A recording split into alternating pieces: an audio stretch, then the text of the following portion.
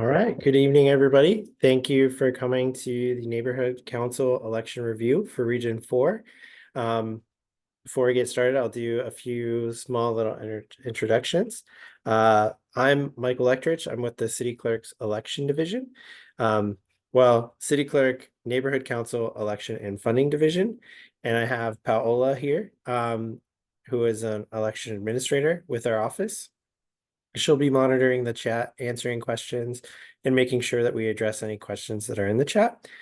And then also we have Mayor Lou here with Empower LA. And so our office, the city clerk's office, we administer neighborhood council elections, and we partner with Empower LA, who does the awareness and engagement for neighborhood council elections. So I'm going to give a long spiel to talk about the administration of neighborhood council elections. I'll hand it over to Mayor Lou, who will go over awareness and engagement for neighborhood council elections.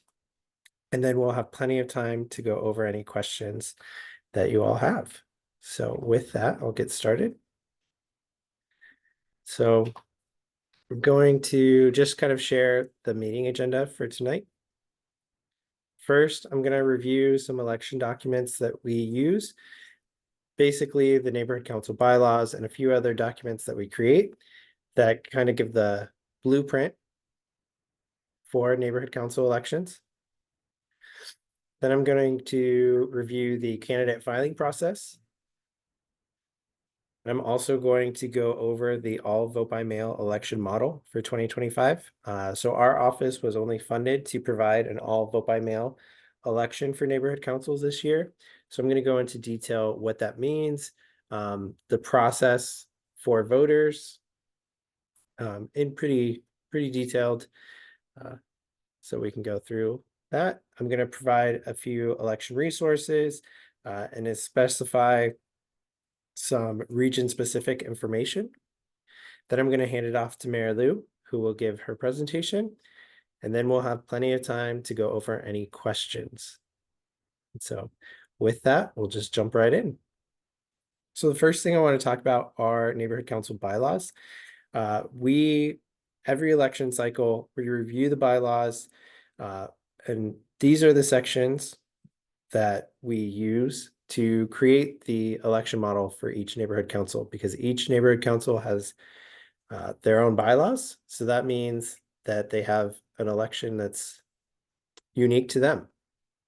So the first thing we look at is Article 3, which has details of the boundaries.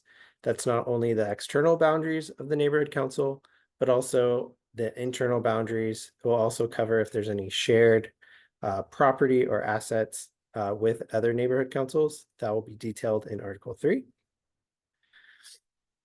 Next is Article 4, which is details the 4 stakeholder types. This is across the board because this is a city ordinance. The next slide, I'll detail what those 4 stakeholder types are. Article 5 is the governing board for that neighborhood council.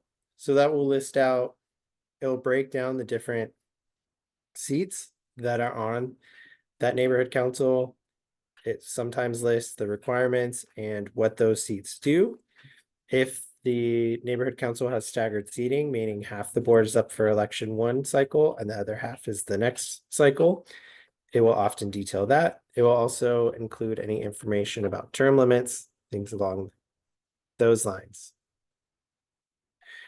Next is Article 10. So this is the election section of the bylaws. This will go over the voter verification type, the voting age, if there's any special candidate restrictions, or if there's any special voting models, that will be covered in this article.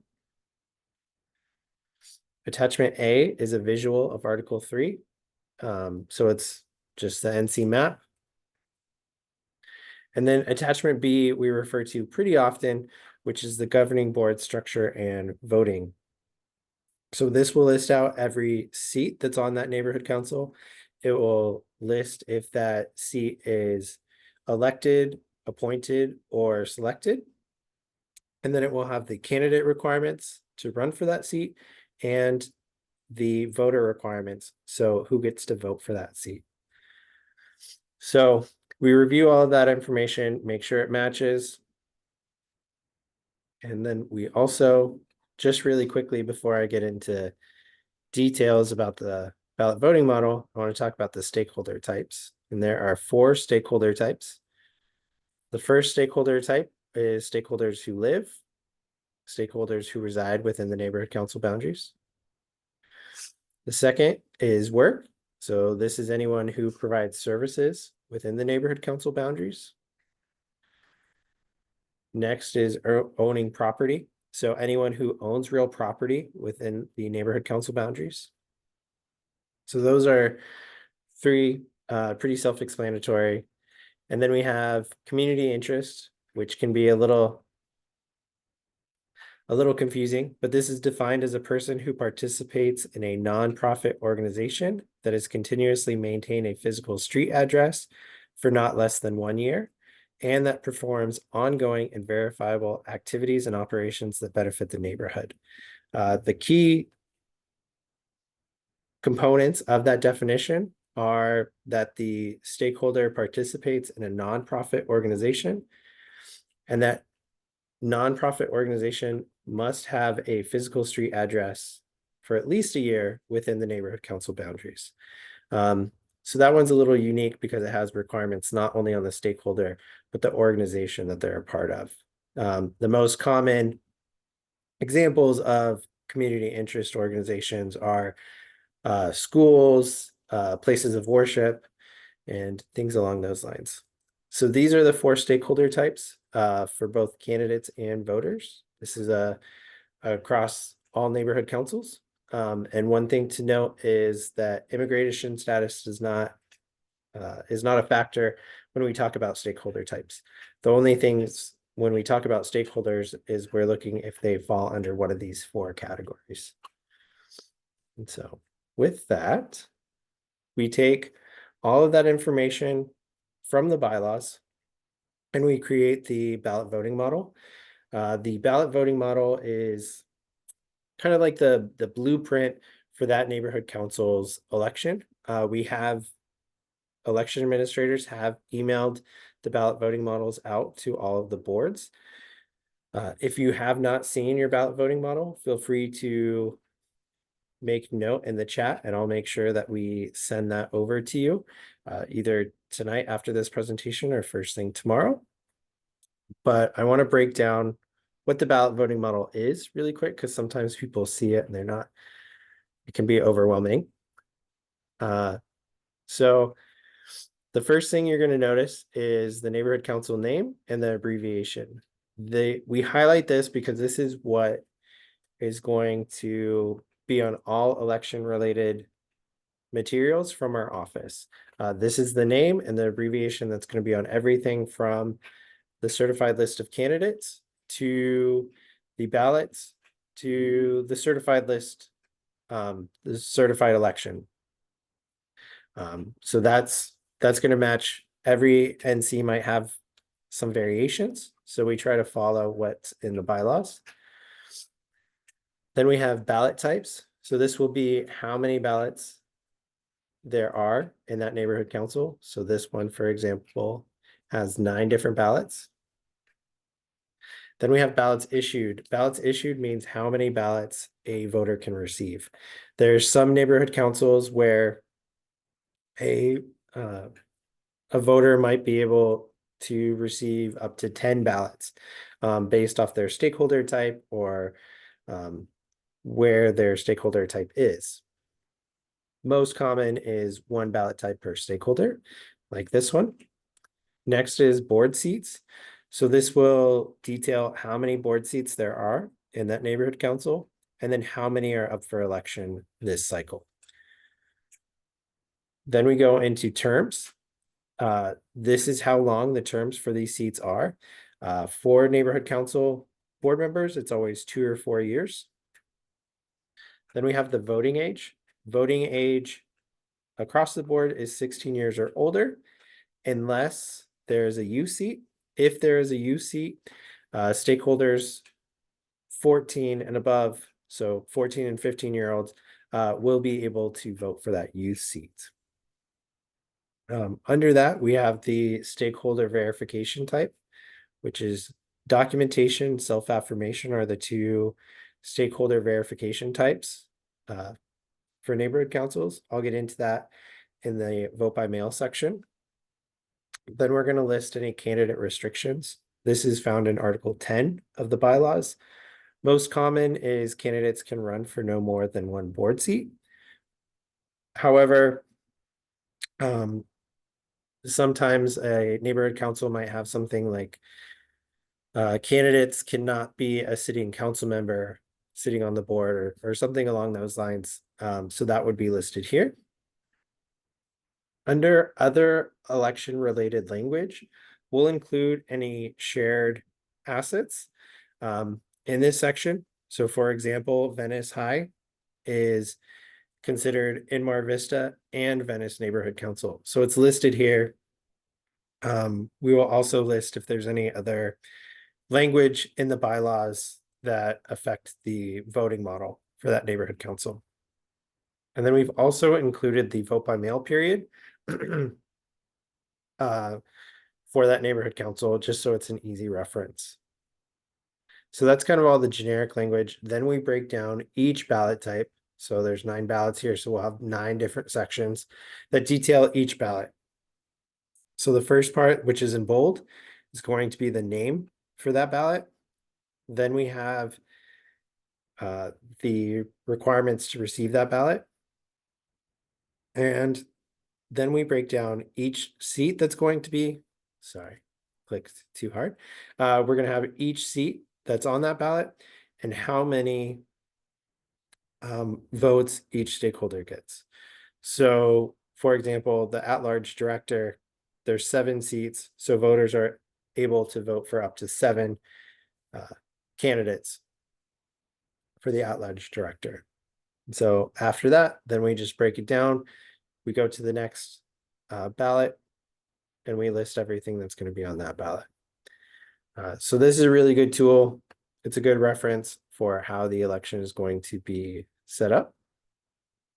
And so with that, I want to go over the candidate filing process. Candidate filing for Region 4 is February 7th through March 24th. That is a 45-day filing period. It is open on calendar days. So the ways you can apply is through the NC portal. The benefit of applying through the NC portal is that is open 24/7 during the candidate filing period. So let's say that you're an early bird, maybe you wake up at 4 and you realize, oh, I have some time, you want to file at 4, it's open and available for you. We also have paper applications that are available on our website. We do have those translated into multiple languages. So those can all be filled out on your computer, emailed to us, or they can also be printed, filled out, and mailed, emailed, faxed, or mailed to us. Whatever works for you works for us. And so I do want to mention that all candidates are required to provide documentation proving stakeholder status. And what I mean by documentation, I'm really looking for 3 different things. One is a photo ID and proof of age and proof of stakeholder status, because those are all things that are covered in the requirements to run, because there's an age requirement with each seat and stakeholder requirement for each seat. So we just need documentation verifying all of that. Once we have received the application, we've reviewed documentation,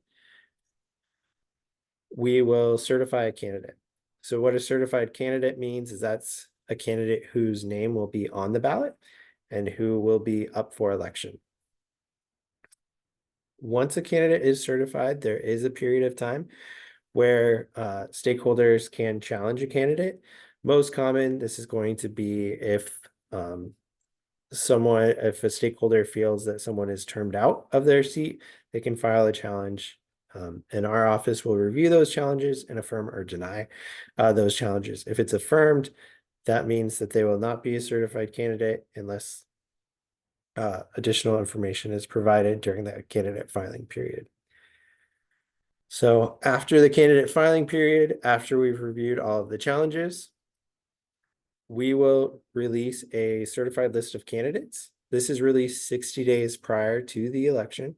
So this will list out all of the candidates that will be on the ballots for that election.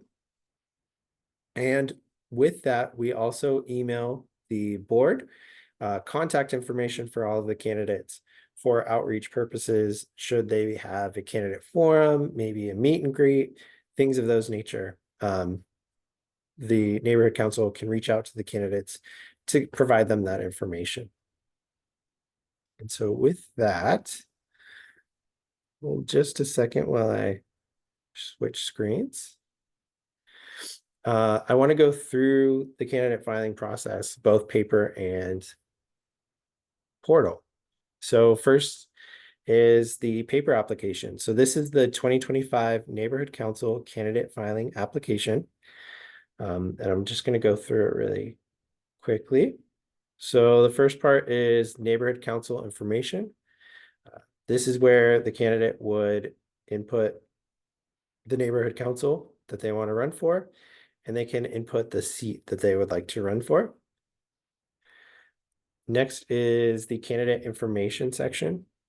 So they first put their name on the ballot. So this is the name that they would like on the ballot. When it comes to neighborhood councils, name on the ballot does not have to be your legal name. It's the name that you're known by in the community. So in this example, this candidate's legal name is Theo. However, he must be known in the community as Victor. So on the ballot, he can be Victor Aguilar. Then we have the option to include pronouns. This is optional. This is only found on the candidate website. It's not on the ballot or anything of that like that. It's only on the candidate website. Then we list the first name and last name of the candidate. And then the candidate provides the birth year.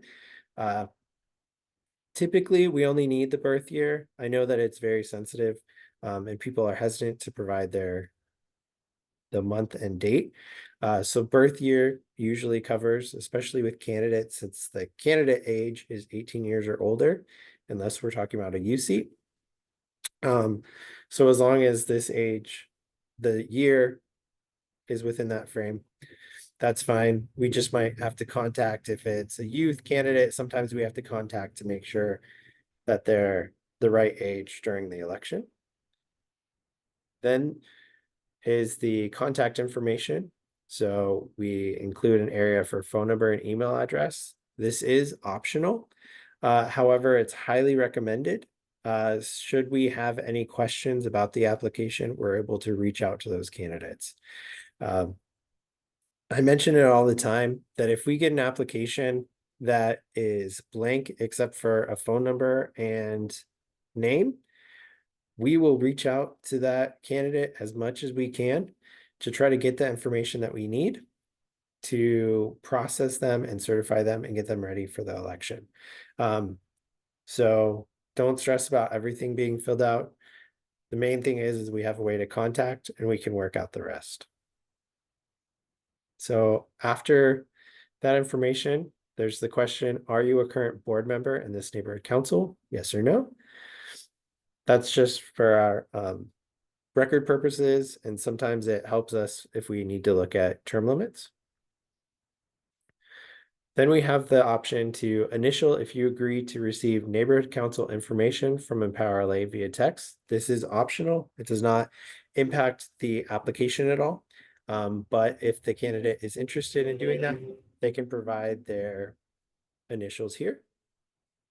So that's the candidate information section. And then we go into the qualifying address portion. When I mention qualifying address, that's the address associated with the stakeholder type. So we've broken down this section into the 4 different stakeholder types. So if for example, this candidate works in the neighborhood council, their qualifying address is going to be where they work because maybe they don't live in the city of LA. But if they work within the boundaries, they can include that information because they are a stakeholder. We do have complete all that apply. The reason for that is it can be really helpful. Sometimes candidates are required to, maybe they have to live and have community interest. So providing both of those at once can help us. Or, it could be any combination, or sometimes a candidate might not know if their live address is within the boundaries or their work address is. So providing both of those, we're able to look those up and see if which one falls within the boundaries. If they fall under 2 different neighborhood councils and both of those candidate filings are open, we'll contact that voter to see if they want to run for both councils possibly. So we also have some boxes with each section. The reason for that is different neighborhood councils may have different seats. For this example, a neighborhood council sometimes has a seat for an employee versus a seat for a business owner. So that's why we have these boxes, just kind of help us sometimes through that process. And so that's the qualifying address section. Next, we have documentation. So as I mentioned, all candidates are required to provide documentation. So if a candidate is providing a paper application with documentation, they can list out that documentation here. If we get an application that does not have that documentation, no problem. We will contact them as long as they provide contact info to let them know what kind of documentation we need. And so it's helpful so that we know, oh, okay, so in this case, this candidate works in the neighborhood council. So they're providing a driver's license, which is a photo ID and proof of age. And they're pairing it with a pay stub because that attaches them to the address that's within the boundaries of the neighborhood council. And then under that, candidates declare under penalty of perjury that all of the statements are true and correct. And so it's signed and date. And then the second page provides an area to include a candidate statement. Candidate statements are limited to 1,000 characters. That's including punctuation, spacing. If you want some of your statement translated, that still has to fall under the 1,000 character limit. So that can be provided here. If we get a paper application or an email with the statement, we post as is. And so that's the paper application. It's pretty simple. But now I want to show the neighborhood council filing portal. This is going to be the same portal for candidates and voters. I'm going to go through both.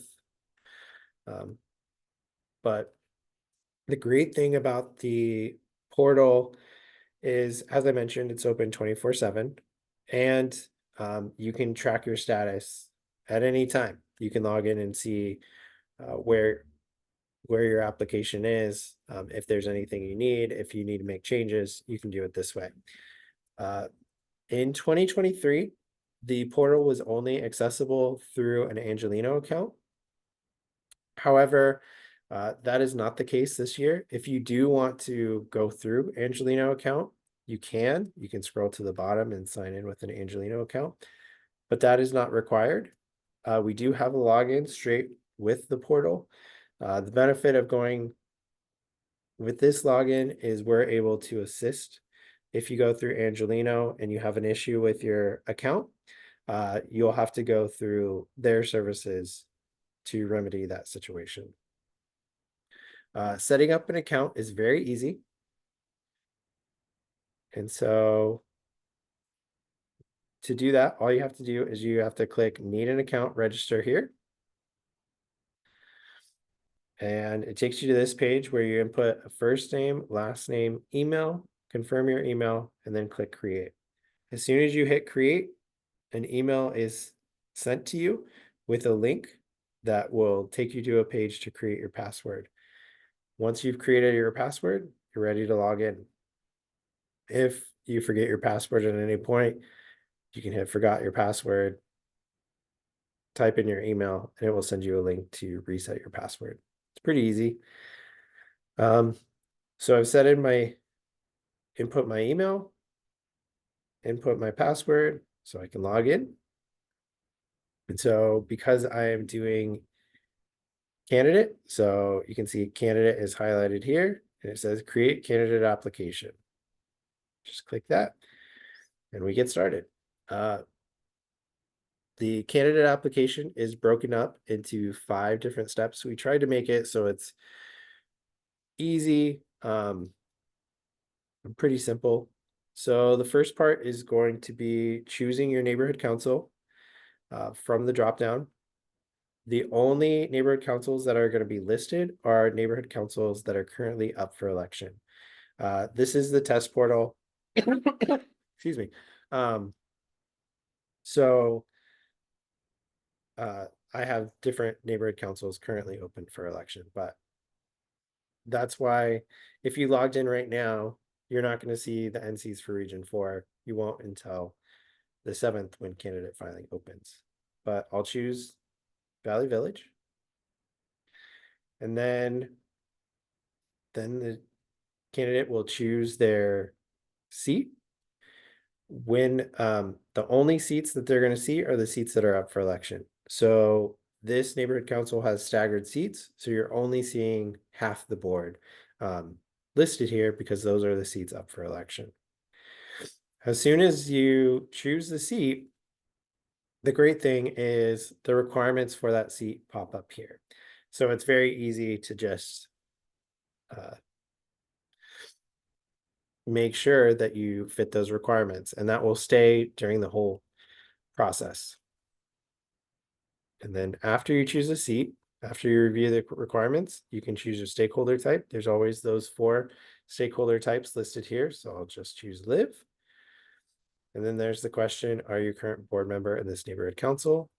I'll just click no and go to next. So now we're on to step 2.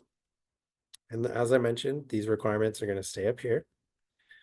And you can fill out the information. So first name is going to be name as it will appear on the ballot. So let's see, we'll just put Mike because maybe everybody knows me as Mike. So I'll input that there. Pronouns, again, this is optional, but you can just put them in here. The nice thing is, from the information of your registration, which is your first name, last name, and email, that automatically populates in the form. So it puts my first name, last name, and email here. This is all editable. So let's say you made a typo, you can change that here, that's fine. Or maybe you have an email that you're dedicating to your candidacy, you can input that here. Excuse me. And then we have date of birth. The portal does require the month and year. However, like I mentioned earlier, that's sensitive information for some people. So we do always say you could just put 0101 for month and date. And then the year. So let me just put in a year there. And then there's the option to include a phone number. If you decline to state phone number, you can just click that box there. And we also have the click if you agree to receive neighborhood council information from Empower LA via text. This is optional, so if you click it or don't click it, it doesn't impact the application at all. So I will hit next. So now we're in step 3, which is the qualifying address section. So the nice part about this is you can just put in the address.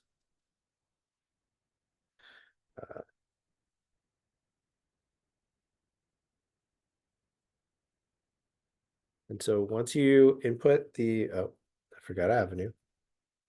Once you input the address, the candidate can click verify qualifying address.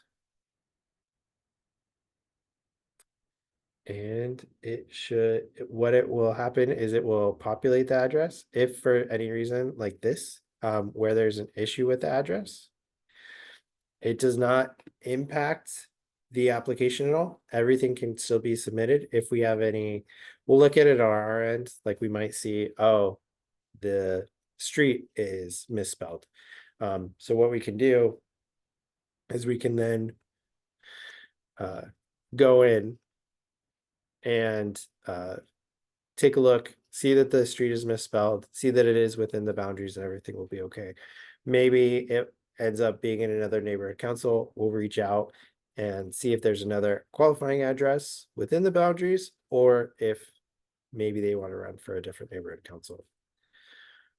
Then there's the option to select mailing address. You can do same as qualifying, different from qualifying, or just decline to state, which is just simple. And then you hit next. So when you hit next, there's going to be two pop-up windows. The first one is going to be a, oh yeah, thanks, Jenny. Let's see if, yep, perfect. See, thank you for pointing out so the zip code is wrong. Once I fix that, it's within the boundaries. So that's something we can see on our end. But then when you hit next, you will get a pop-up, which is just the declaration of penalty of perjury that everything is true and correct, and a reminder that you have to provide documentation by the deadline. And so you can hit accept. The next is all candidates are required to agree to the neighborhood council board member candidate for election board service acknowledgement and affirmation form. This is a wealth of knowledge about the neighborhood council system, some information on what it means to be a board member. There's a lot of information here. Don't worry, you don't have to read it all right now. It is accessible on our website. It is a part of the handbook, so it can always be referred to and reviewed. So at the end of this document, you can accept and hit submit.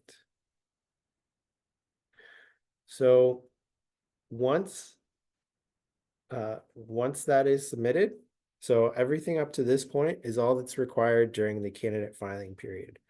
When we talk about the candidate filing deadline, everything I just showed you is all that we need. So that would include everything up to if you filled out the paper application, sent it to us, and we received it by the candidate filing deadline, that means that your candidate filing application has been submitted. What happens after the candidate filing deadline is there's 3 additional days to provide any documentation proving stakeholder status. So as long as you complete all of those steps by the candidate filing deadline, which is midnight on that last day, you will be considered submitted and you have additional days to provide documentation. So then now we're in step 4, which is the documentation step. So if you click here, it will take you to a link of the documentation guide. This is a pretty helpful tool especially for newer stakeholders, because we have it broken down. Each page has different common stakeholder types.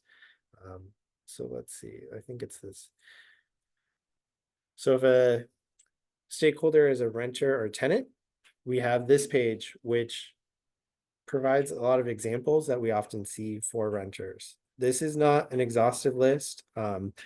We'll receive things outside of this list. This is just common examples of things that we get to prove renter status. And so it will say proof of renter status. It lists out a few documents here. It also provides examples of photo ID and proof of age.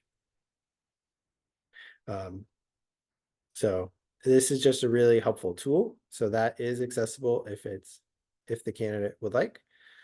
One thing to note is if the stakeholder lives in the neighborhood council boundaries and that's all you need to prove. And let's say that you have a driver's license or California ID that is valid and it has your current address on it, that one document can verify you. So we don't necessarily need 2 documents, but we do have space for 2 documents in case maybe your driver's license doesn't have your current address, or maybe it's not valid. We can use it for a photo ID and proof of age, but we need it with another document. It's just proof of live. So that's why we have a proof of ID and a proof of live section. However, if you only have one, that's okay. So for this example, I could choose California driver's license, and then I can select a file. When I choose that, I do apologize, it's a test site, so there's some issues there. But once I select that file, it will automatically upload. And when it does that, it's now attached to my application, and we'll see it on our end so that we can review that application with the documentation. If there's any questions about the documentation, we will reach out to the candidate. And so with that, we go to the last step, which is step 5, which is the candidate profile.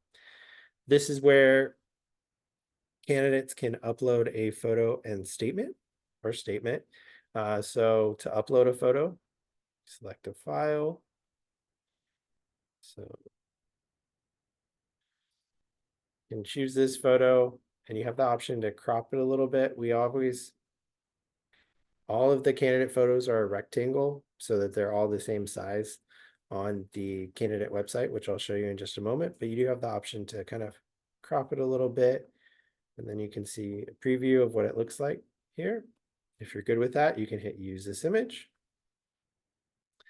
Then we have a statement portion.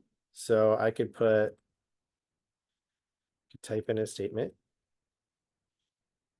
here. The nice thing about using the portal is when you type in the statement, here at the bottom, we have a counter area. So you can see it has 1,000 characters because that's the limit here. And it shows that I've used 23 characters so far. And so if I'm good with that, I can just hit submit. The penalty of perjury pops up again, but I apologize. This is a test site which has some situations.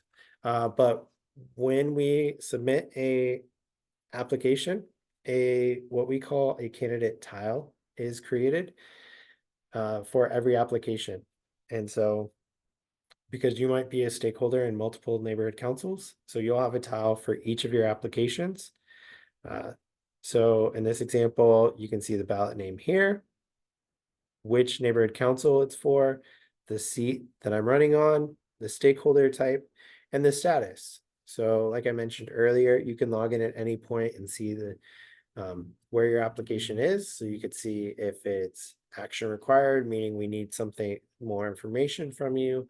If it's pending, meaning we need more documentation, or certified, meaning you're good to go.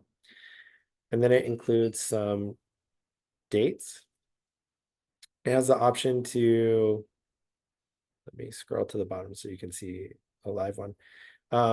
You have the option to edit your application if you have a candidate photo and statement, because you do not have to submit your photo and statement with your application. You can do it up to 35 days prior to the election. You can also edit it multiple times throughout the election. Let's say I submit something with my application, but then realize 2 weeks later, oh, you know what? I want to add more information. I want to change my photo. You can just go in and you can edit your photo and statement here. And then withdraw if, say, you realize you don't qualify or you want to run for a different seat, you can withdraw and then apply for that neighborhood council again. You can only submit one application per neighborhood council.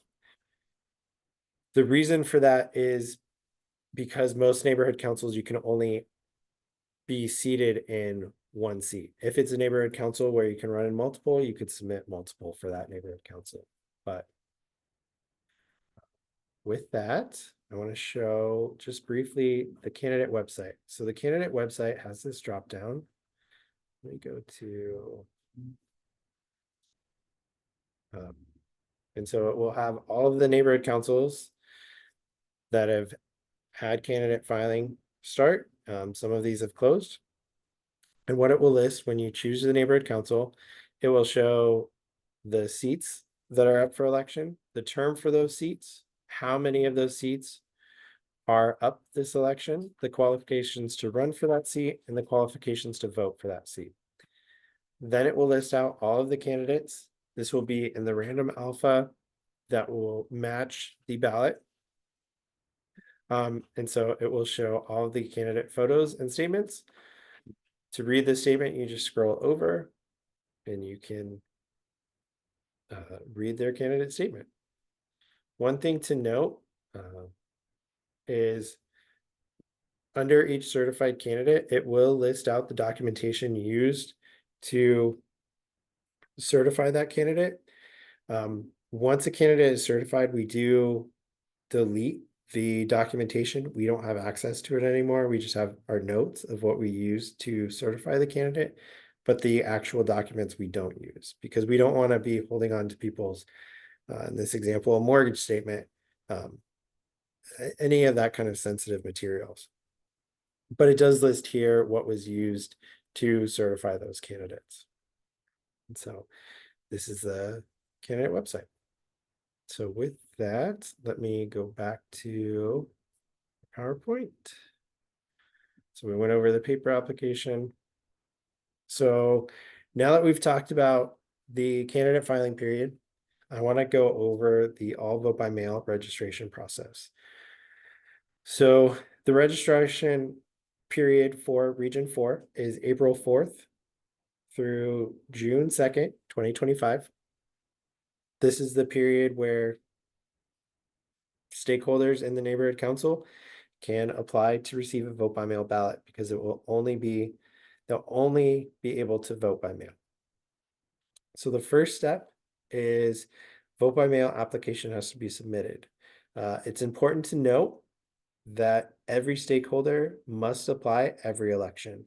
So even if a stakeholder has voted in every neighborhood council election, they still have to apply every year. The reason for this is bylaws may change, their stakeholder status may change. So we want to make sure that that information matches the bylaw requirements and that they receive the proper ballots.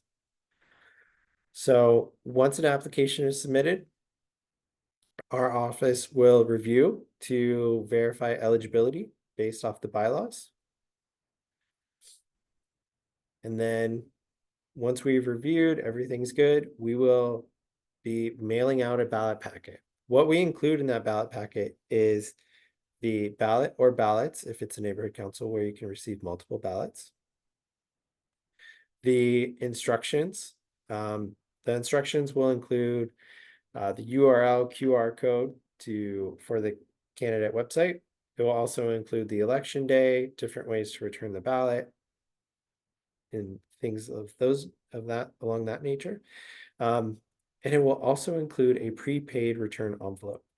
So they can just use that envelope to mail into us, does not cost anything for them. Next, stakeholder votes. That one's pretty self-explanatory. And then lastly, the ballots returned to our office. And so that can be returned 3 different ways. One is USPS, using that prepaid return envelope. Another is we will have ballot boxes throughout the region. I'll list out those locations a little bit later in the presentation, or they can also be returned to our office. One thing I do want to note is we've really increased our voter verification or voter notification system. So for most of these steps, a voter is going to be notified via email. So when an application is submitted, they will be notified to let them know that it's been submitted and received by our office. Once our office has reviewed it and verified their eligibility, they will get an email. Once a ballot packet has been mailed, they will be emailed to let them know that a ballot packet has been mailed. This is really helpful so that, let's say you get that notification and you realize, oh, it's been a week and a half, I haven't seen it. You can always contact our office and we can resend a ballot to that stakeholder. And then lastly, when that ballot is received by our office, they will get a notification letting them know that we've received the ballot and it will be included in the tally. So with that, I want to go and talk about the voter verification types a little bit. With neighborhood councils, there's the two voter verification types. There's self-affirmation and documentation. So I'm going to highlight the differences here. So the first thing that we're always looking for when we talk about voter verification type is identity. For self-affirmation, the voter is providing their information on the application. With documentation, they're providing that on the application with a photo ID. Most common example is going to be a driver's license. So the second thing that we look for is age, because there's always an age requirement for voting. So with self-affirmation, they're providing the date of birth on the application. With documentation, we need a document with that date of birth. Again, most common is going to be driver's license. The third thing that we need is proof of stakeholder status. So with self-affirmation, they're providing that stakeholder status address on the application. And then we just verify that that address is within the neighborhood council boundaries. With documentation, we need a document with stakeholder status information. So there can be multiple times where, and I'm guilty of this, where I'll have a driver's license that does not have my current address on it. So my driver's license can only be used for identity and age, but I can pair it with a current utility bill, and that proves my stakeholder status. So that's just an example there. Stakeholder registration options, very similar to candidate filing. We have the online portal. This is open for 51 days. The great thing about going through the portal is not only is it accessible 24/7 during the filing period, but stakeholders can also just log in at any point and see the status of their application or ballot. We also have the option of paper registration. This is a longer period that those are available.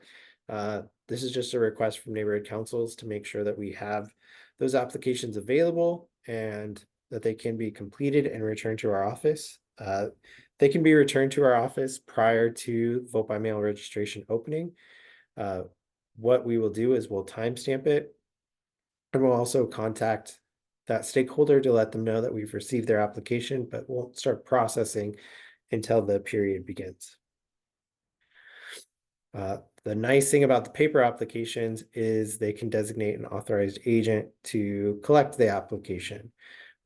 For example, if I'm a candidate or a board member and I want to make sure that my neighborhood knows about, or let's say my apartment building knows about the election and votes, I can go knock on the doors, hand out applications, and then if they fill out the authorized agents portion, I can collect those applications and return those to our office.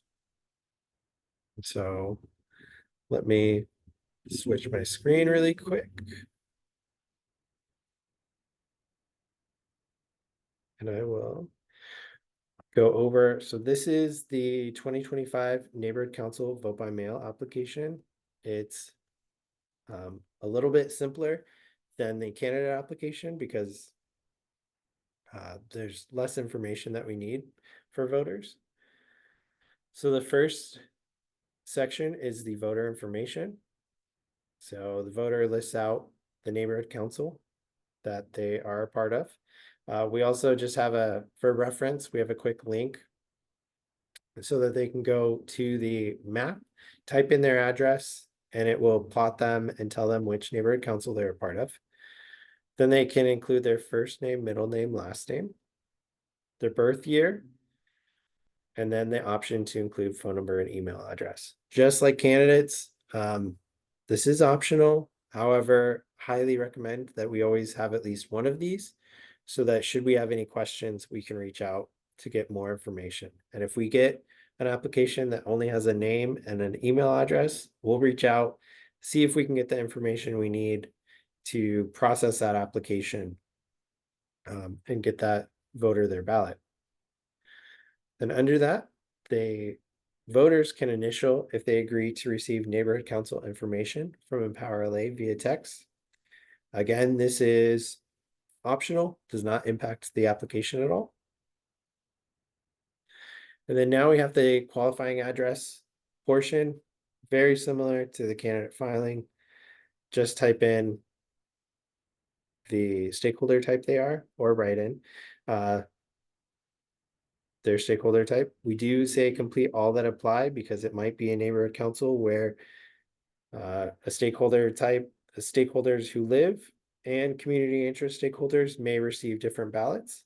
So if that stakeholder is able to get multiple ballots, this will help us know which ballots they are eligible for. So that's why it says complete all that apply there. And then we get into, they can include their mailing address if it's different from above. Because the mailing address does not have to be within the neighborhood council. So let's say that they work within the neighborhood council, but maybe they actually live in, I don't know, San Diego. We've seen it. It's, definitely impossible. So that can be, they're still a valid stakeholder because they do work in the neighborhood council. And then under that, they just declare under penalty of perjury that all the statements are true and correct, sign and date. And then this is the authorized agents portion. This is optional, but just in case there's someone, it could even be, the board might have a get out the vote event where they're handing out applications. This can be completed so that that board member or designated person can collect all of these applications and send them into our office just to make it easier on certain stakeholders. That can really help. And so that's the paper application. And so let me just log out because it's going to be the same. So we have the filing portal again. So I have my email and password. I can log in. And so now because I want to submit a vote by mail, I can go to voter. And then I can hit create voter application. The voter application is broken down into 2 or 3 steps. I'll demonstrate that shortly, what that difference means. But the first step is going to be voter information. So again, just like candidates, it's going to pull name and email from registration. These are editable. So if, let's say that, I want to put in Mike again, you can definitely do that. Then I can input date of birth. Again, it does ask for month and date, but if someone does not want to include that, they can just put 0101 and then they can input year, their birth year. There's an option to select contact preference. If someone knows I'm really responsive to emails or phones, you can select that here, and then you can provide your email and phone number here. And then we have the checkbox if you agree to receive neighborhood council information from Empower LA via text. That is optional, does not impact the application. So then we go to next. And so then now we are on step 2, which is where you provide the election information. We do have a link to that map I mentioned earlier.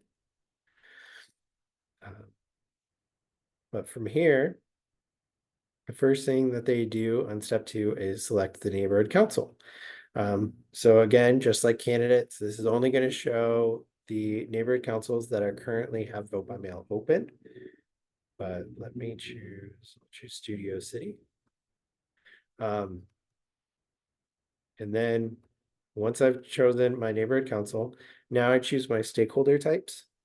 So every time you click one, a box will appear below where you can input that information. So I've chosen live and work. So I have a box for my residence address and then a box for my work address. But if I unclick, now I only have residence address. So I can type in my residence address.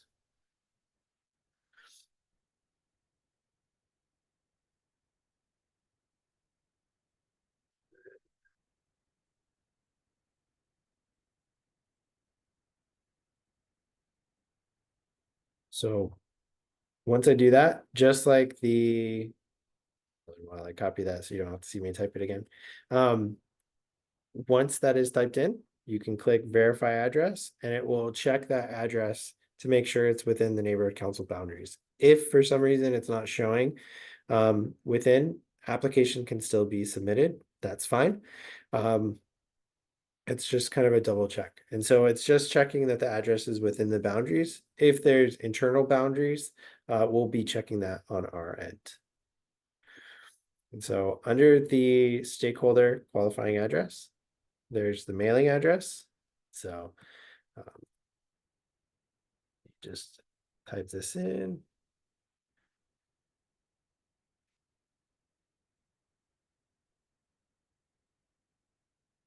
So you can also click verify mailing address, but this will happen at the next point regardless. So if I hit submit, and so one thing to note, this application is a 2-step because it's self-affirmation.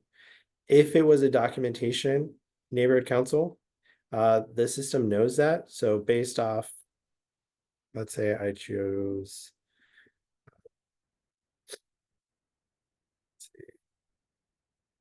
nope.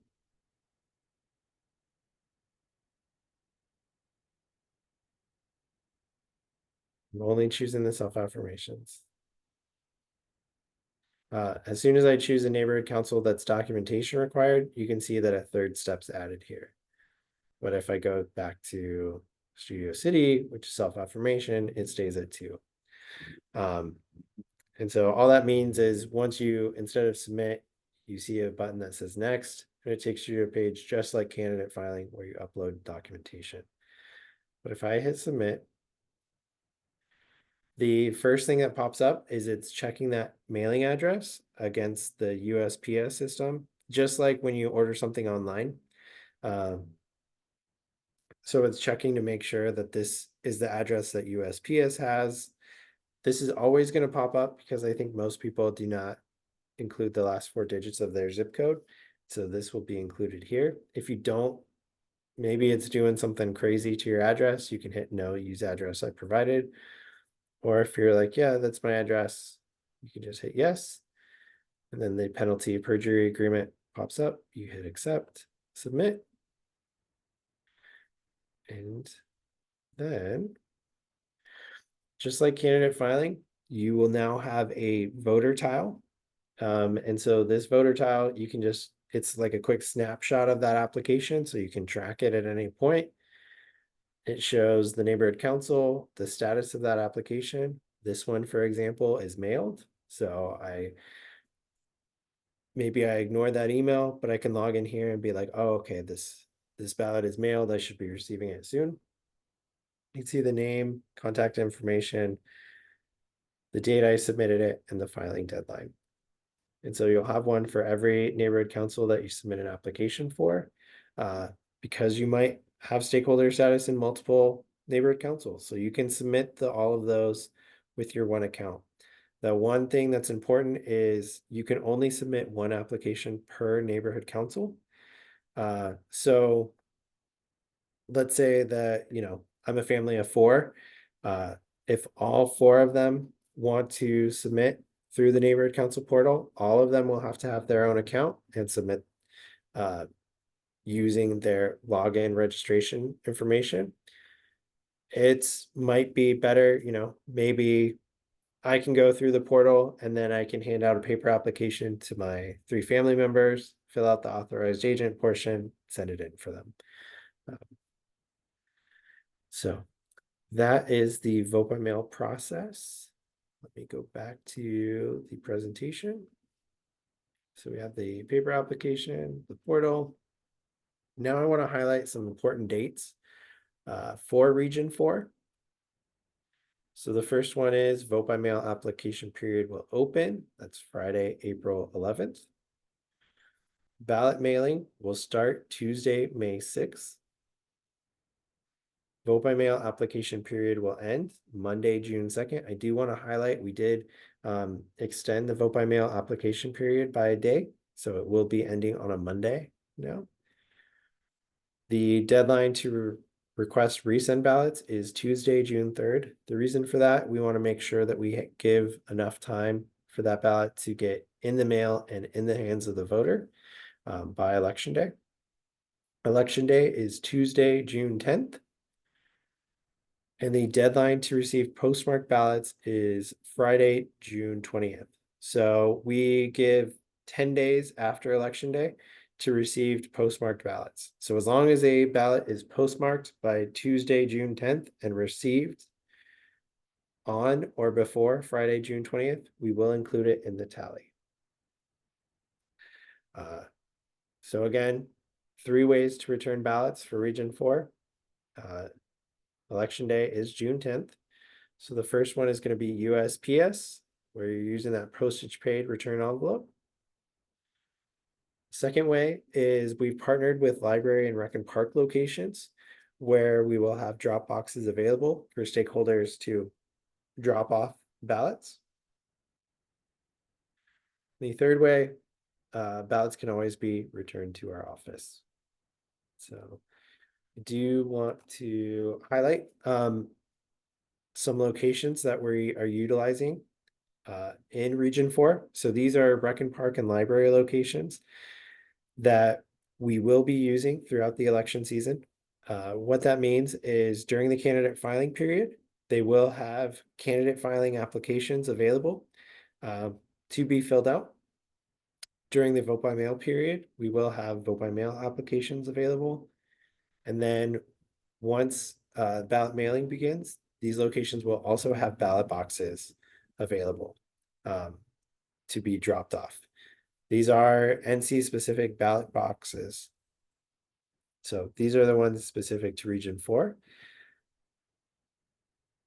And then lastly, I just wanted to highlight the election administrators. So in our office, we have 4 different election administrators. They're assigned to different neighborhood councils. They are your contact. Should you have any questions about the upcoming elections, if you want any updates. The great thing that we have initiated this election season is election administrators are providing lots of updates throughout the election season. You'll notice this a lot once candidate filing opens. So you'll get an email notifying the board candidate filing is opened. Then we start sending out weekly notifications to let you know how candidate filing is going, how many applications have been received, to how many certified candidates there are. Once vote by mail opens, we'll do the same for vote by mail. So if you have any questions, feel free to reach out to your election administrator or myself. So with that, I think you guys have heard a lot from me, and I am going to hand it over to Mary Lou, and then we'll be able to answer any questions. Thank you. Thanks so much, Michael. Good evening, everyone. Happy to be joining you all. Glad to see you all tonight. Thanks for joining. Some of you, the names look familiar, and I know that I've connected with some of you. If I am seeing you and virtually meeting some of you for the first time. My name is Marilu Guevara. I am with Empower LA, also known as the Department of Neighborhood Empowerment. I have been with the department as the Director of Awareness of Engagement for about a year and a half now. My total time with the department for about 3 years now. Been about 3 years with the city, so fairly new with the city. I'm going to share my screen. I have a PowerPoint presentation, not as complex as Michael's, more, I think, more based on what you all do on a day-to-day meeting, month-to-month with the neighborhood council system based on your roles. Especially if you are an elections chair or an outreach chair, I think this will be a bit more logical and make more sense. Here to share a bit on what the department has already been doing, what we look forward to do in terms of engagement, a lot of the work that I lead, along with some of my colleagues in the department, some of the work that we coordinate alongside you all.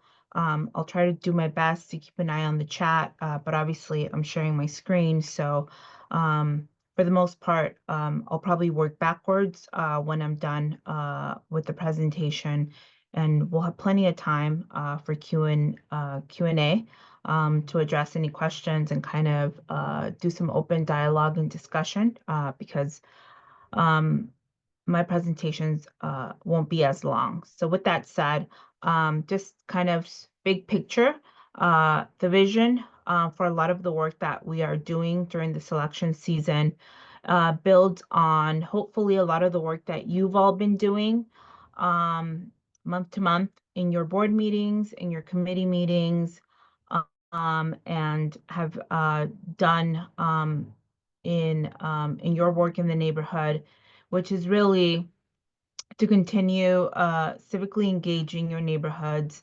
and really implement a public engagement campaign that builds on not only the department's continuous civic engagement efforts, but also your work that hopefully results in a successful neighborhood council board election season. Our vision on what a successful election is obviously an increase in engagement, which translates to more candidates, more voters, and more neighborhood council awareness. Obviously, long-term, what this means is engagement across all levels, which means that more people at your meetings, which means more capacity across the board, meaning less vacancies on your boards, more people at your committees, more people in attendance at those committee meetings, more engagement across the board, and hopefully overall a thriving neighborhood council system. So that's kind of a long-term goal. Obviously, it all can't be done with one election. So this is kind of the first step. Hopefully a successful election season is the first step to a long-term kind of thriving neighborhood council system. So that's the vision. Starts with one election. So the framework for engagement, kind of based on these 5 pillars that drive our work, messaging and communication engagement, partnerships with city and community partners, candidate and voter engagement, support and coordination with neighborhood councils, because you are the system, and obviously advertisement, which is what gets the messaging out there, either organic or paid. So these are kind of the 5 areas that we are leaning on to kind of build our momentum on at different points in time.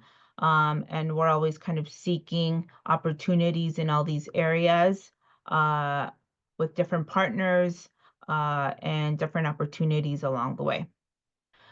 So just to kind of start with messaging and communications engagement, which is probably the biggest component that we lean on probably at all phases of the election, and the one that we work on the most because it's also the one that we coordinate um, with all of our partners, either citywide, regionally, internally and externally, meaning that within the city, with our city departments, city council offices, with the neighborhood council system, with our community-based partners, so those are city organizations, it's communications. We've developed content graphics to create awareness that not only does the neighborhood council system exist, so that neighborhood councils are in the community, and that they meet every month, that they have board seats that are coming up for election, that they're open and available, and that people can run for them. What the eligibility to run for them are, what elections, what the eligibility for to run is, what the application process is, what the voting process is, but how to get involved. We've partnered with Social Press Kit, which we've created easy to download communication, both citywide and regional kits that we've shared internally throughout the city with our partners and departments. And also we've created regional kits for neighborhood councils, which we've already distributed regionally and with elected offices. These kits include communication that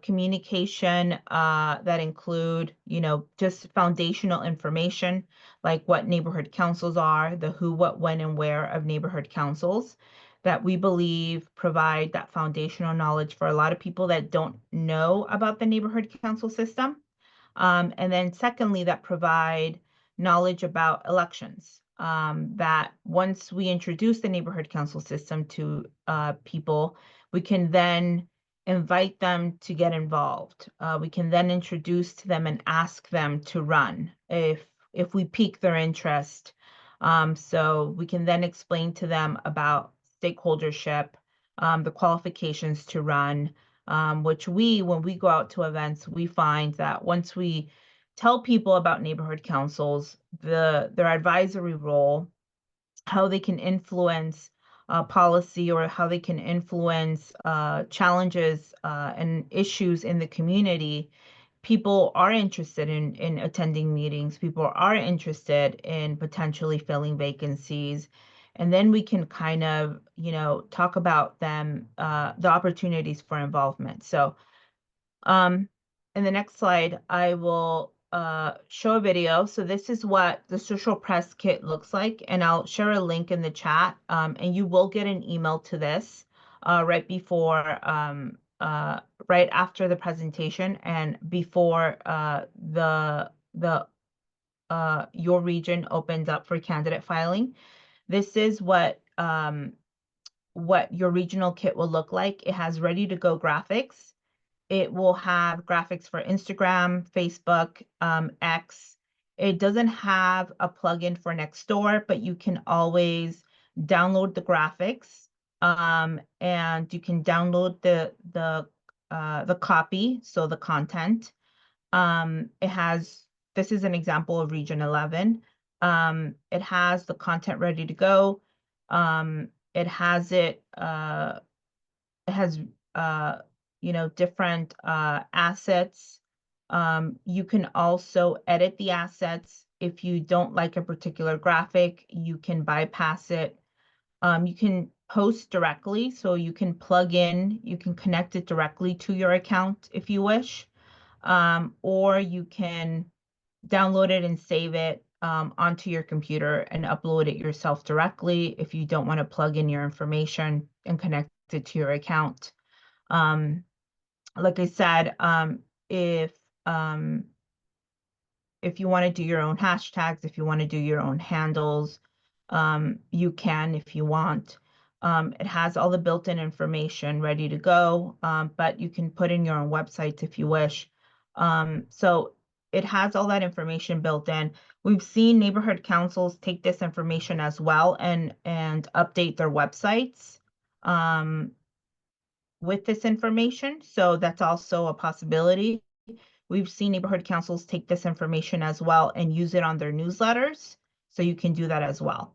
On candidate filing day or right before, you will also receive a personalized flyer on PNG format and also on PDF format, branded with your colors and your logo. So personalized for your neighborhood council to promote your open seats. It will have, this is, for example, the one that was sent to the Watts Neighborhood Council.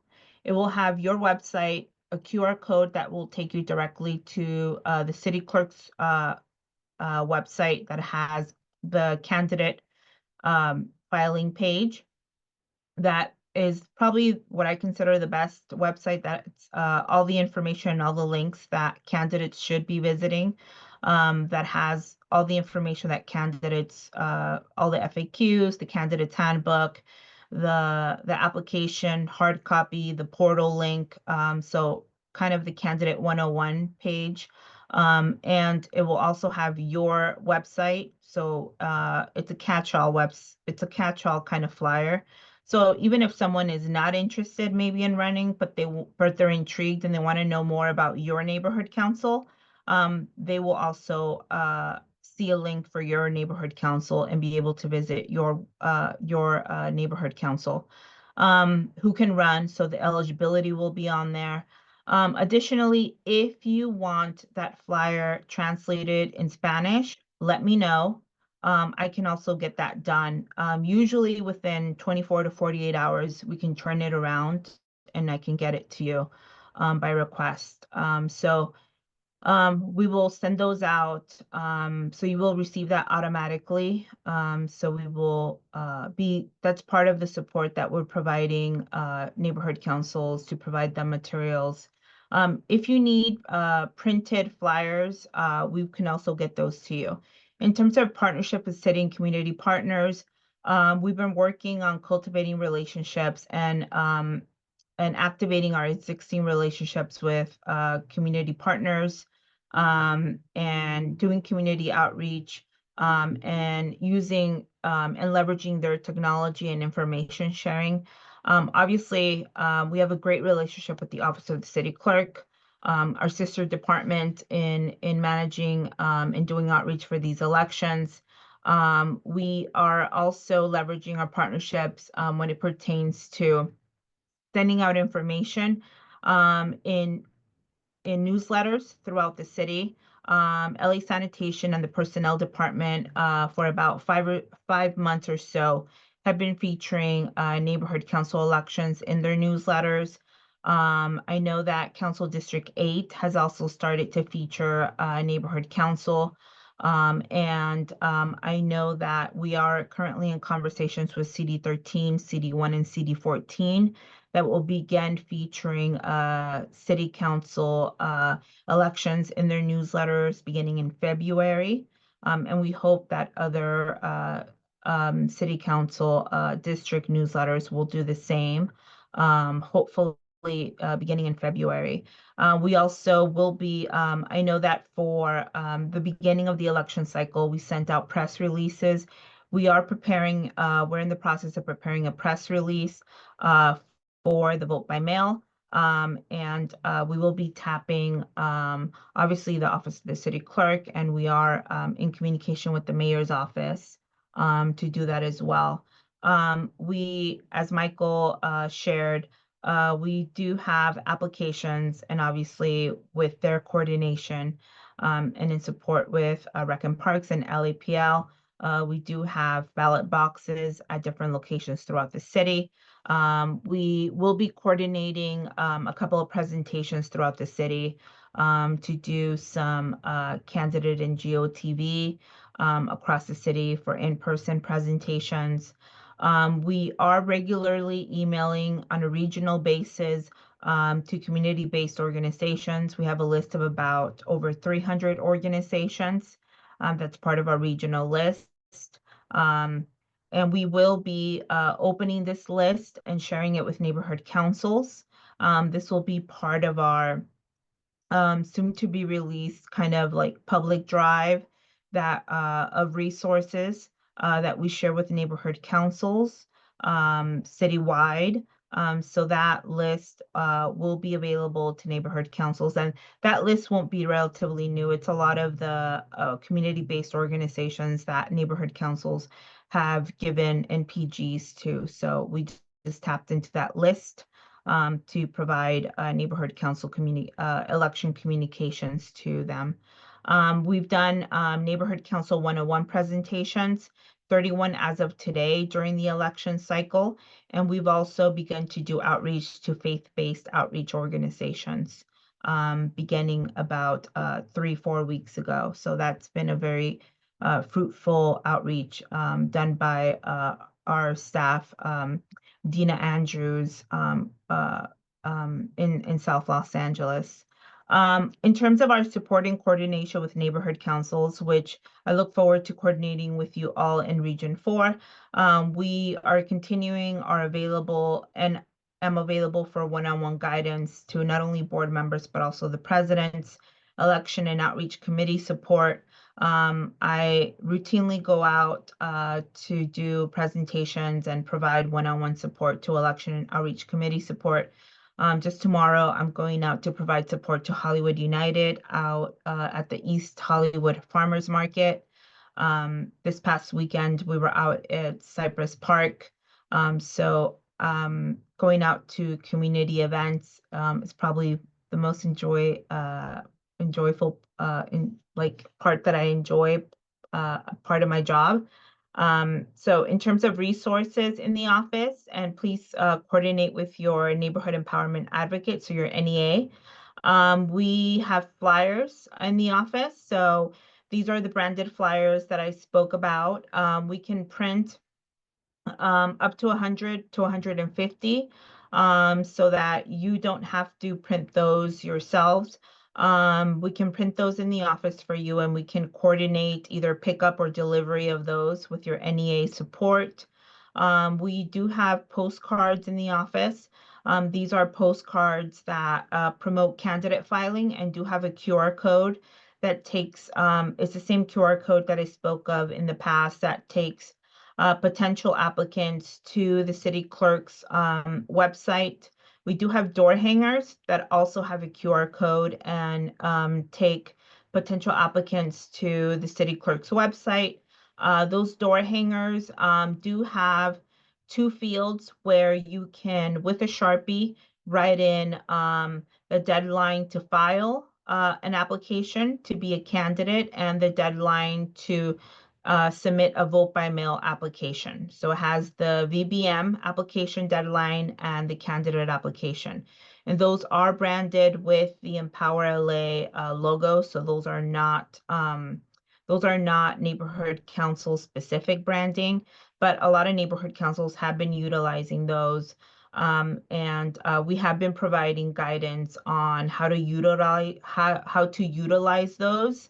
And we have also provided guidance for neighborhood councils who have been wanting to print their own. And GSD, a department in the city, is able to print door hangers. And we do have a Canva template in case any neighborhood councils would be interested in printing their own. There is a turnaround. I think the print turnaround is about a week or 2 weeks, depending on the print job with the city department. So we do also have hard copy applications. We have hard copy applications that in English and Spanish, and we can also print in any other language that up to the 13 languages that the Office of the City Clerk offers. So we can print those in the office, and we have some printed available in English and Spanish as well. And we do have some envelopes for, once we get into that phase, some envelopes for the ballots, for returning your ballots that are postage paid. So coordinate with your NEA if you'd like some of those as well. For all those materials, we can make those available to you, and we can provide some boxes with all those materials. We are also sending ENS, that's the electronic notification system that the city has. That's the same system that automatically posts your agendas when you post them to be Brown Act compliant. We are utilizing that to post notifications to your stakeholders that have signed up to receive your agenda postings. We are utilizing that sign up list to notify your stakeholders of when your candidate filing opens and closes. And we will also be utilizing it to notify your stakeholders of when your vote by mail application opens and closes. And also notifying your stakeholders of when your election day is coming up. So we won't try to use that list so much. So we will be very mindful of when we utilize it. So generally speaking, I think as of now, those are the 5 times that we will be utilizing it, but we will use our judgment and we may scale back based on our judgment. But generally speaking, those are the 5 times as of now that we plan to use that list. But like I said, we may scale back if needed. We will come, I think when I say coming soon, I think as soon as this Friday. I think that's our tentative release date. We will release an engagement guide for neighborhood council candidates. Obviously, you all are just opening your candidate filing deadline, but obviously there are some regions like Region 11 and the West Side that are about 2 weeks into their vote by mail application. So those candidates are kind of already out in the community, but we will be releasing an engagement guide for candidates. So that will be released hopefully by the end of this week. And we will have a workshop focused on campaigning and outreach best practices for those neighborhood councils and also for those candidates, with dates being released shortly thereafter when the engagement guide is released. We also are releasing, well, this is already out there, but I wanted to highlight, we also have an awareness and engagement public drive. If you ever communicate it with me, it's available just under my signature. But it will now be available on our homepage. I believe that is coming, I think it may be as soon as next week. It will be featured on our homepage. An awareness and an engagement public drive with resources and guides that also includes election material. But I wanted to highlight it, and I will be putting a shortcut in the chat. It includes different resources that I've collected over time since I've been a director.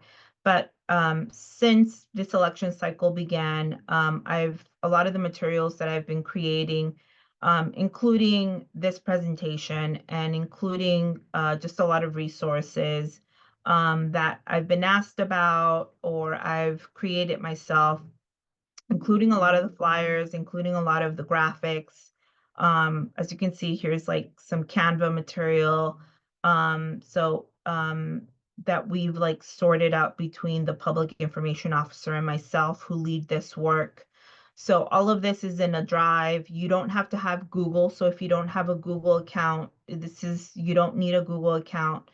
You don't need to log into anything. It's a public drive. And it will build, I'll continue dropping materials and templates over time. As you can see, this is the election material, and it's I've also dropped in different material that neighborhood council leaders have also shared with me over time. So if you have a template on something that you'd like to share with someone else or another neighborhood council, and you are okay with me putting it in the drive, feel free to send it to me. We can also watermark it as well. I'll drop it in there. I could even give you credit. We can watermark it as well. You'll see your material in there if you do. So I wanted to share that, and I'll add a link to the chat when I'm done sharing my screen. And like I said, it's always in my signature if you communicate with me, and there'll be a link to that awareness and engagement outreach drive on our homepage pretty soon. I think it's probably dropping as soon as Monday. So the rest of the slides coming up will be just a couple of ideas on a range of activities that neighborhood councils can also implement to reach stakeholders, particularly those who maybe have never attended neighborhood council meetings or even voted in the last couple of elections. The next slides will focus on a lot of the guidance that I provide outreach chairs, presidents, during my one-on-ones, when I am asked, what can neighborhood councils do to further reach or create awareness, not only during election time, but also just on an ongoing basis, to further the impact that not only of the work that the department's doing, but further their own impact to reach even more individuals in their community, and have a long-term reach in their awareness and engagement work. So obviously it's identifying key local partners. I think this is, always long-term work, easier said than done. But you all, your community better than even we do here at the department. When I go out to meetings, I see all the great organizations that come and present, that have items on your agendas, that are there to speak, that are there to speak to request, MPG funds, or are there to share about programs and services that they offer in your community. And I always tell neighborhood councils to leverage those relationships. Leverage those relationships in the sense that, especially during election season, reach out to those key partners. Ask them to share your communication. Ask them to share your newsletters. Ask them to share your flyers. Ask them if you can have an item on their agenda. Ask them to do outreach for you. Ask them if they will share that you're having an election. So make a list. Start with a list. Who is in your community? Who can you reach out to?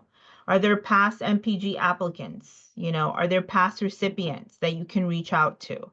Are there nonprofits? Do you have homeowner associations? Are there block clubs? Do you have a chamber of commerce? Are there local businesses in your community that you've worked with in the past, that you've included in your agenda, that you can either develop a relationship with or that you already have one with?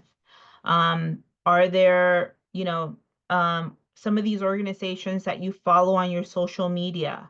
And when I say you, I mean your neighborhood council. And if not, can your neighborhood council begin to follow them so that when you do post about your elections, they see that content? So it's all about how can you further your impact? How can they see your content? How can they reshare it?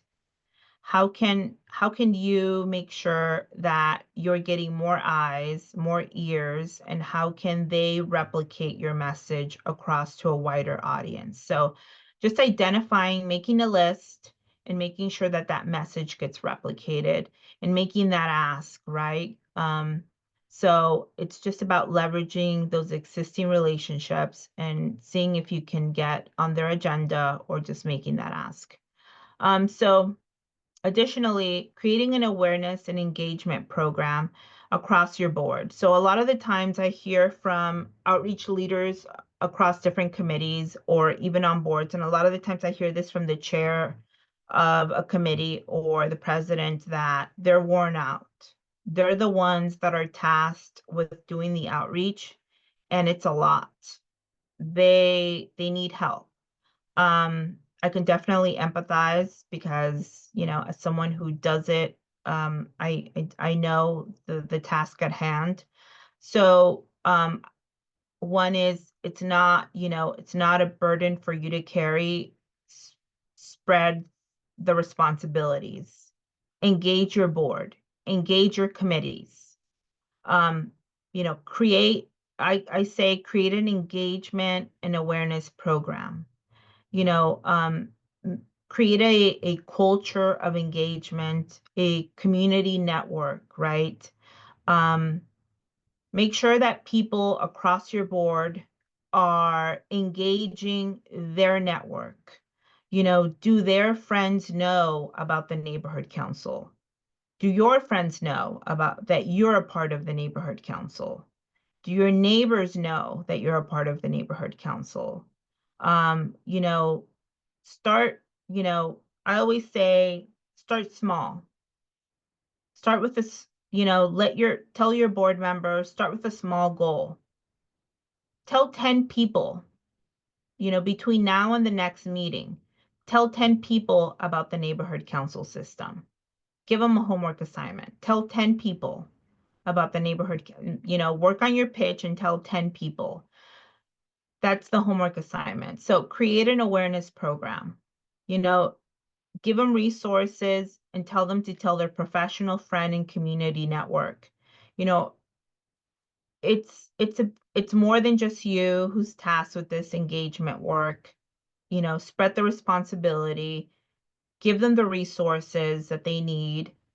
We can support you with that. We have the resources. We can pass it along to them. But it's more than just one person doing the outreach. It's the entire board.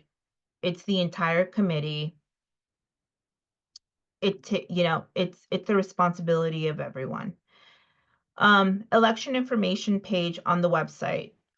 If you're having an election, if someone visits your website, if someone visits your social media, they should know you're having an election when they visit your sites, when they visit your socials.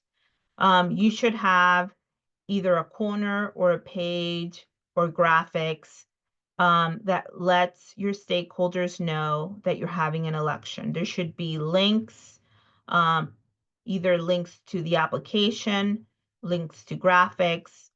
There should be, obviously once you're in the candidate phase, once you have a certified list of candidates, you can have, a list of the candidates. You can have links that take people back to our elections website. I would say, definitely to the city clerk's website. The point is that if somebody visits your website and it's election season, they should know that your neighborhood council is having an election. If I should visit your social media, or if I follow you, or if I receive your newsletter, I should know that you're having an election.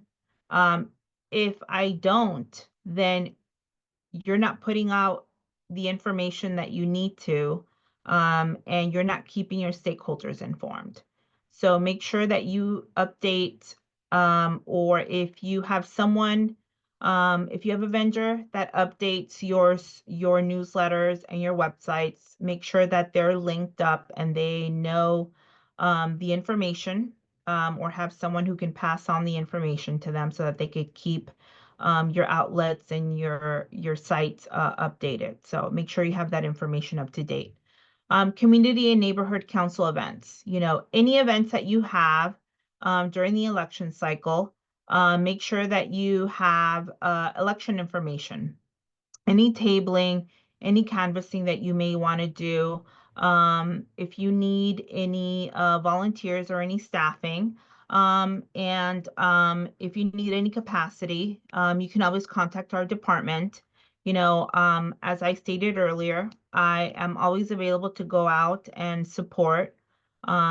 More than willing. We also have other staff in the office who is available. Additionally, if you need resources, I think I've covered the resources that we can make available. Additionally, as I stated before, if you are going out in the community and you have an election happening, there is no reason why you shouldn't have election material. with you. If you need it, you can coordinate with your NEA and we will make sure that you have it available. I think I've said enough about social media. Using it is a great form to distribute information, especially election information. It's a great way to reach a lot of people, but I will say it's not the only way. Obviously, there's a lot of people that have either opted out, they've selected to opt out of social media for their own reasons. So there's a lot of people that are not online, either because they've chosen to, and there's also a lot of people who are just not online, either because they've aged out or because they're just not online. So you want to make sure that you're just not sharing everything online and you are completely ignoring other outlets. So with that said, think about, and this is not on the slide, but think about other places in your community where people um, hang out, where people go to. I was talking to the Pico Union Neighborhood Council a couple weekends ago at their retreat, and we were having a discussion about outreach, and that's a pretty unique community.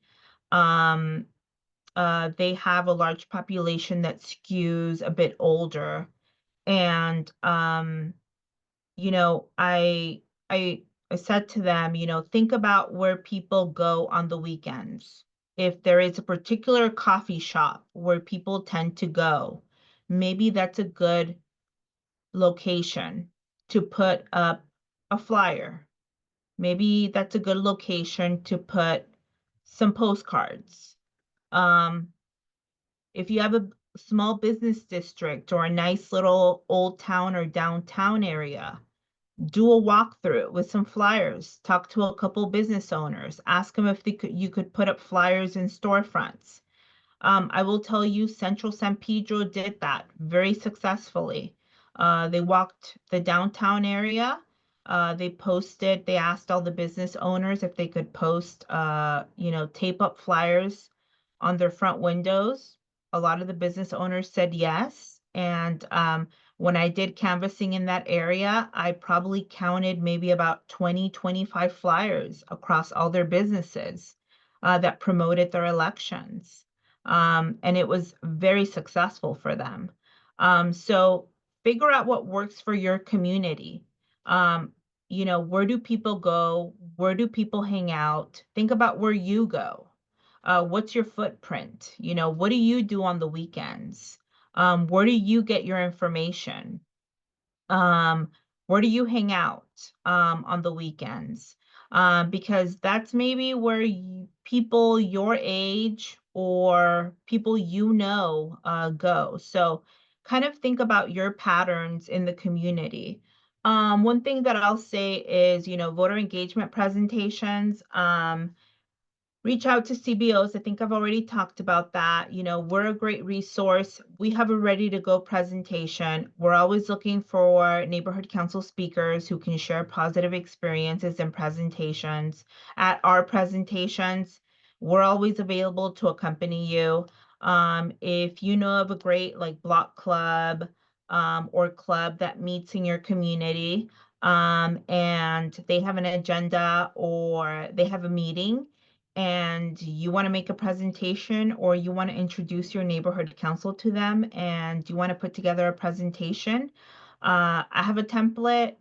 We have a presentation ready to go. I am more than happy to provide you the presentation. I'm more than happy to join you as well. Like I said, if we ever do presentations in your neighborhood, I always reach out to the neighborhood council in that area as well. Um, Advertising, we always look for it. I wish we had a bigger budget to do it. Unfortunately, we don't have a lot of budget to do it. So we're always looking for low cost or no cost opportunity for that. But when we have the money, we're always excited. But I think micro newspapers, PSAs,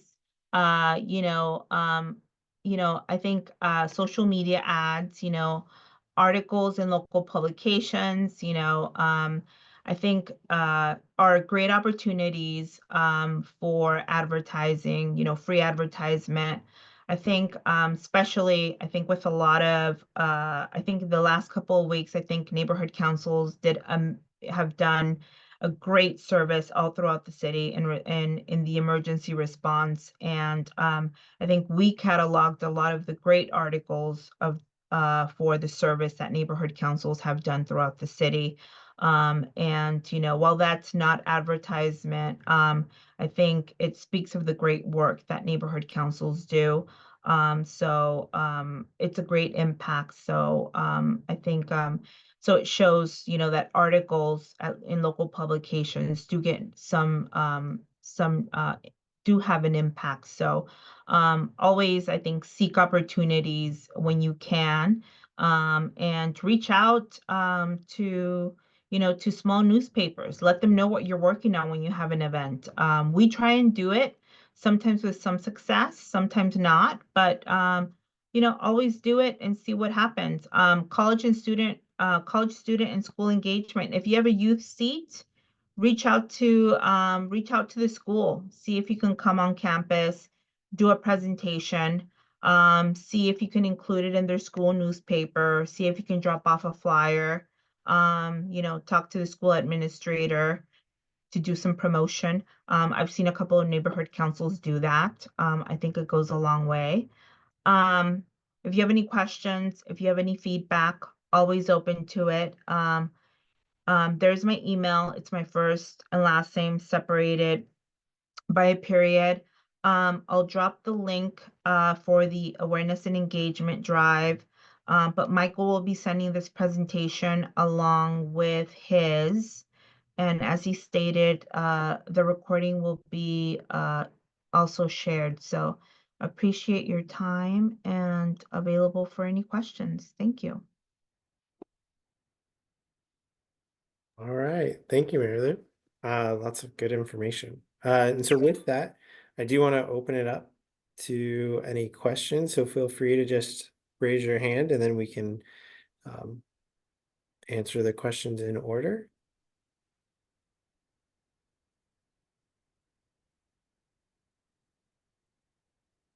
Let's see. Oh, Ginny, go ahead. You just go through the process if one wants to question a candidate filing, when that happens in the process. And I'm not too sure how we know if we don't get a list until, everything at the end of the filing period, how would we know what to question or something? Yeah. All right. So candidate challenges can happen during the candidate filing period. Let me just pull up to make sure that I have the full dates. So as soon as candidate filing opens, which is February 7th, that's the first day a candidate challenge can be submitted. But remember, we can only challenge certified candidates. And the last day to submit a candidate challenge is Tuesday, April 1st. So that's after candidate filing ends, after the documentation deadline. So the candidate website is constantly being populated as candidates submit. And as I mentioned, once someone's certified, we will list the documentation underneath that we used to certify them. So that's how, if anyone has any questions, we have a form on our website, but you can also just email your election administrator or myself to challenge a candidate. And we will take that challenge and review to, again, see if we can affirm or deny the challenge. Okay, so if I get it with Valley Village, then our deadline to file is the 24th of March, and we have until April 1st to challenge. So then we would see who has been approved, and then we could submit the application saying why we don't think they're qualified or whatever. I'm just doing it hypothetically because I've never really kind of understood that period. I think it's changed over the election cycles on how we've done that. Yeah, we've always what we've been doing is we've honestly actually made it last a little bit longer.